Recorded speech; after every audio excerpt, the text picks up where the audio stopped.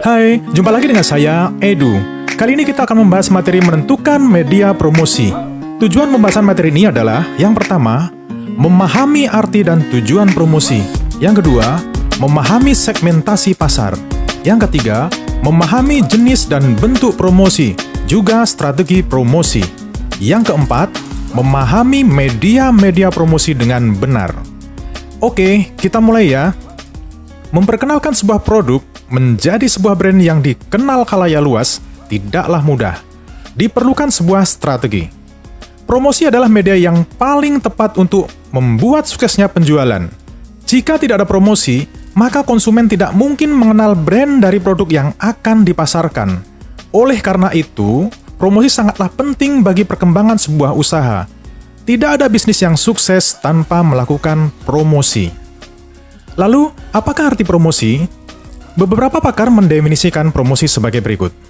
Menurut pakar pemasaran Boone dan Kurtz, promosi adalah proses menginformasikan, membujuk, dan mempengaruhi suatu keputusan pembelian. Sedangkan menurut ahli pemasaran Harper Boyd, promosi diartikan sebagai upaya membujuk orang untuk menerima produk, konsep, dan gagasan. Dari dua pengertian promosi yang disampaikan oleh kedua pakar pemasaran tersebut, maka promosi dapat disimpulkan sebagai berikut.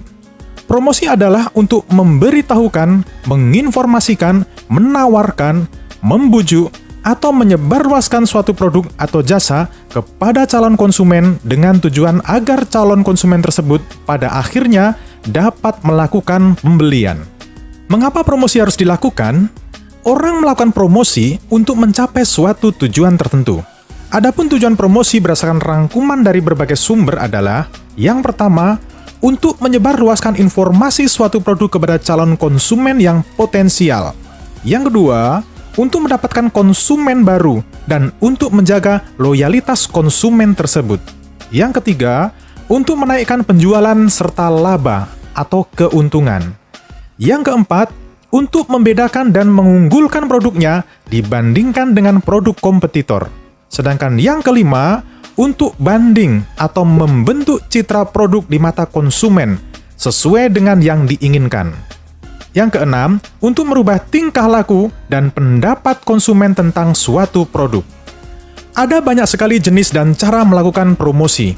Beda produk atau jasa, beda pula cara dan media promosinya. Berikut ini adalah jenis-jenis promosi yang biasa kita lihat. Yang pertama, promosi secara fisik. Promosi dapat diadakan di lingkungan fisik yang biasanya dilakukan pada acara-acara tertentu atau event-event khusus yang diadakan di suatu tempat seperti pameran, bazar, festival, konser, dan semacamnya. Biasanya para penjual membuka semacam stand atau booth untuk menampilkan dan menawarkan produk atau jasanya. Kelebihan jenis promosi secara fisik dan langsung adalah dapat menjangkau langsung ke para konsumen. Sedangkan kekurangan cara promosi secara fisik adalah sangat terbatasnya jumlah calon konsumen karena hanya diadakan di lingkungan atau area tertentu, seperti perkantoran, kampus, sekolah, dan semacamnya. Yang kedua, promosi melalui media tradisional. Promosi ini dilakukan melalui media cetak seperti koran, majalah, tabloid, dan sejenisnya, serta media elektronik seperti radio dan televisi, serta media di luar ruangan seperti iklan banner atau papan reklame atau papan billboard. Kelebihan promosi jenis ini adalah dapat menjangkau lebih banyak calon konsumen daripada dengan promosi secara fisik, karena jangkauan media yang cukup luas. Kekurangan promosi jenis ini adalah membutuhkan biaya yang sangat besar, karena melibatkan media-media besar seperti televisi, penyedia papan billboard, dan lain sebagainya. Yang ketiga, promosi melalui media digital.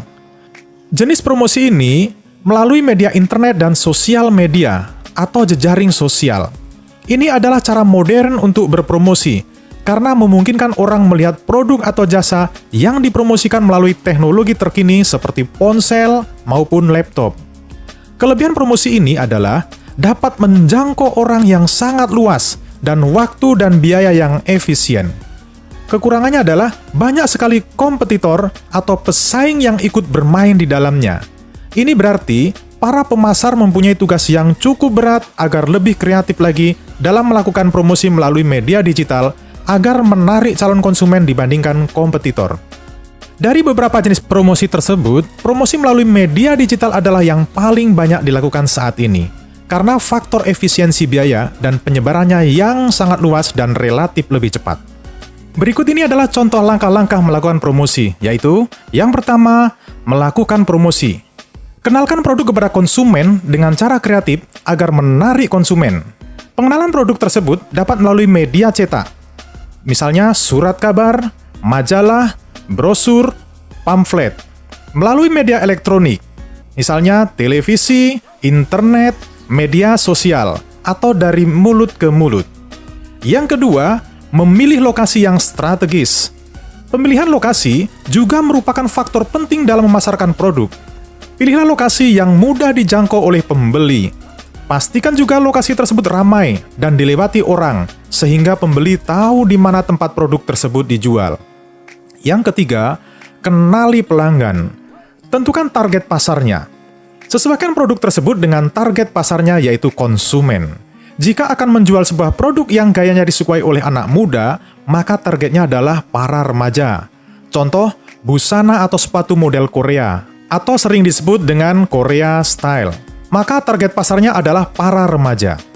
Yang keempat, menggunakan internet marketing.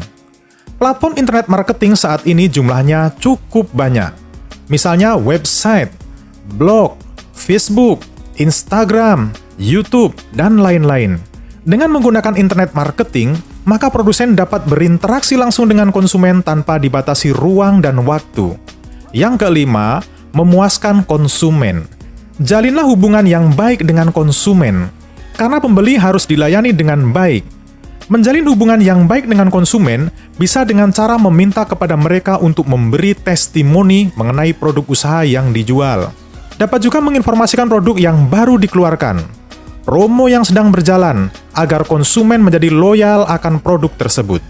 Sedangkan contoh promosi adalah sebagai berikut. Yang pertama, promosi di sebuah toko dengan kalimat, dapatkan cashback Rp200.000. Yang kedua, promosi pada online shop dengan kata gratis, beli 2 gratis 1, berlaku untuk semua jenis produk.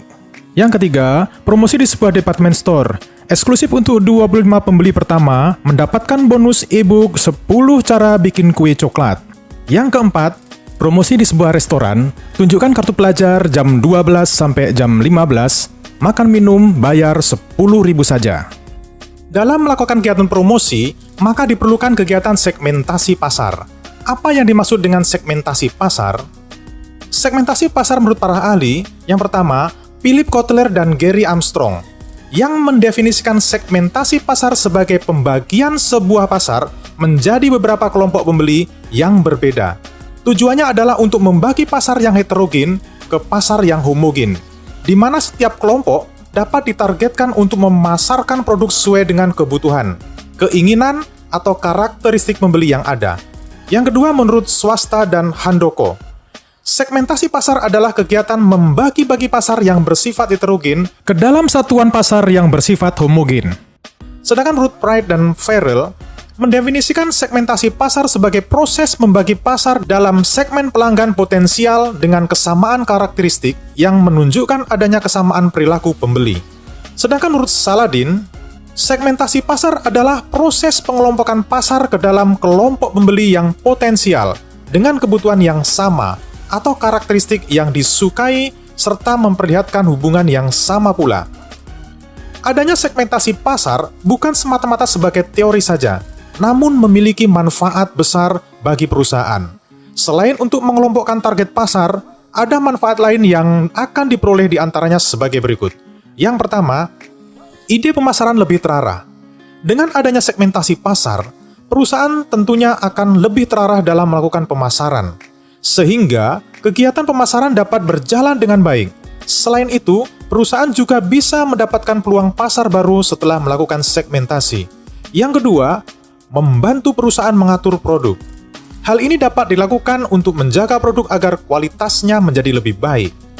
Yang ketiga, memudahkan perusahaan mengatur budget. Karena segmen pasar sudah dibentuk, tentu perusahaan dapat menentukan budget secara lebih efektif dan efisien. Sedangkan yang keempat, meningkatkan daya tarik konsumen. Tujuan dari segmentasi adalah mengelompokkan pasar sehingga lebih homogen. Jadi perusahaan dapat membuat promosi dan produk yang tepat sasaran, sehingga daya tarik konsumen lebih meningkat. Segmentasi pasar dilakukan dengan syarat-syarat yang harus dipenuhi agar efektif dan tepat sasaran. Syarat yang harus dipenuhi adalah sebagai berikut. Yang pertama, bisa diukur atau measurable.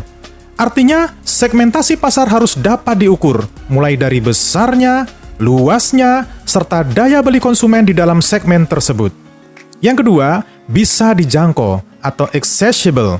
Accessible yang artinya dapat dilaksanakan. Oleh karena itu, strategi pemasaran yang telah dibuat dapat dijalankan dan memberi pelayanan kepada segmen sebaik mungkin. Yang ketiga, cukup besar atau substantial. Artinya, segmentasi pasar dapat memberi keuntungan ketika perusahaan memberikan layanan. Yang keempat, bisa dibedakan atau differentiable. Segmentasi pasar harus differentiable. Artinya, segmen yang telah dikelompokkan harus dapat dibedakan secara jelas, baik dari kebutuhan, keinginan, atau faktor lainnya. Sedangkan yang kelima, bisa dilaksanakan atau actionable. Segmentasi pasar harus actionable, yaitu harus dapat dilayani serta dijangkau sumber daya perusahaan, yang di dalam pelaksanaannya ada dasar yang harus diperhatikan seperti demografis, pendidikan, pekerjaan, dan lainnya. Segmentasi pasar tidak berdiri sendiri. Terdapat syarat-syarat agar segmentasi dapat berjalan dengan efektif. Selain itu, segmentasi juga memiliki beberapa jenis untuk menjadi pembeda dalam pengelompokan. Di antaranya adalah sebagai berikut. Yang pertama, segmentasi lokasi. Segmentasi lokasi artinya pengelompokan target berdasarkan lokasi. Tipe segmentasi lokasi ini bertujuan agar perusahaan lebih dekat dengan konsumen, sehingga semua biaya pengeluaran dapat ditekan lebih murah. Misalkan, produk otomotif dari negara Jepang yang membangun perusahaan perakitan produknya di Indonesia. Contoh, produk sepeda motor, mobil, dan lain-lain. Yang kedua, segmentasi waktu. Segmentasi waktu adalah pengelompokan berdasarkan waktu. Bisa dikatakan bahwa segmentasi waktu ini bersifat temporary. Misalnya, ketika Idul Fitri tiba, maka segmentasi yang dibidik adalah umat muslim karena akan merayakan Idul Fitri. Setelah Idul Fitri, maka segmentasi akan berubah lagi. Yang ketiga, segmentasi harga. Segmentasi harga ini dapat dilakukan dengan menetapkan harga pada setiap produk mulai dari harga rendah, menengah, dan tinggi, agar semua kalangan dapat membeli produk tersebut. Jika memiliki pasar yang luas, maka perusahaan dapat membuat produk yang sama, namun dapat menyasar semua segmentasi harga. Misalnya produk sampo yang didasarkan pada konsumen dengan daya beli rendah, menengah, serta tinggi, dengan membedakan kelas sampo atau ukuran kemasannya. Yang keempat, segmentasi demografi. Segmentasi demografi didasarkan pada jenis kelamin, usia, dan penghasilan, yang menjadi faktor paling banyak digunakan dalam segmentasi demografi. Misalnya, target segmen adalah untuk konsumen perempuan, maka produk yang disediakan juga mengacu pada perempuan. Yang kelima, segmentasi psikografis. Segmentasi psikografis didasarkan pada perilaku konsumen, di mana hal ini bersifat abstrak dan memiliki anomali yang cukup besar. Dalam segmentasi psikografis, pembeli dibagi menjadi berbagai kelompok berdasarkan karakteristik psikologis seperti nilai, keinginan, tujuan, ketertarikan, dan pilihan gaya hidup untuk parameter segmentasi. Contoh, Jelena Lewis mengambil segmentasi psikologis pakaian, yaitu seorang laki-laki berpetualang dan penuh tantangan. Contoh lainnya adalah produk Apple, membidik sasaran eksklusif dalam produknya dan bentuknya. Sedangkan segmentasi yang keenam adalah segmentasi sosial budaya. Segmentasi sosial budaya didasarkan pada pola sosial dan budaya konsumen yang meliputi kelas sosial, suku, serta norma masyarakat dalam lingkungan. Dalam melakukan segmentasi pasar, terdapat tahapan yang harus dilakukan dengan tujuan segmentasi dapat tepat dan efektif ketika dijalankan. Tahapan tersebut diantaranya adalah sebagai berikut. Yang pertama, menentukan target pasar. Dalam tahapan ini, perusahaan akan membagi target dalam 3 kategori. Di antaranya adalah new consumer, focused consumer, dan supported consumer. Apakah target adalah pelanggan baru, menunjang bisnis dengan konsumen yang sudah ada, atau targetnya adalah konsumen yang mensupport produk perusahaan? Yang kedua, pengumpulan data, yaitu tahapan mengumpulkan data dengan penelitian, survei, diskusi, atau teknik lainnya. Tujuannya adalah untuk mendapatkan variabel pada setiap jenis segmentasi. Yang ketiga, tentukan ekspektasi. Langkah selanjutnya adalah mencari tahu semua kebutuhan calon konsumen. Lalu sesuaikan dengan produk yang akan dijual. Untuk mendapatkan informasi, dapat dilakukan bertanya langsung kepada calon konsumen atau dengan melakukan serangkaian tes produk. Yang keempat, pisahkanlah menjadi subgroup. Jika hasil sudah didapat, agar lebih maksimal, maka pisahkan menjadi subgroup sesuai dengan segmentasi. Yang kelima, evaluasi kembali target pasar. Sebelum pada tahap selanjutnya, lakukan evaluasi lagi agar target yang dibidik sesuai dengan yang diinginkan. Jika tidak sesuai, bisa segera dikeluarkan dari subgroup. Yang keenam, berikan nama segmen pasar. Agar lebih mudah mengingat dan mengimplementasikan strategi, berilah nama pada segmen bisnis tersebut. Yang ketujuh, tentukan strategi pemasaran produk.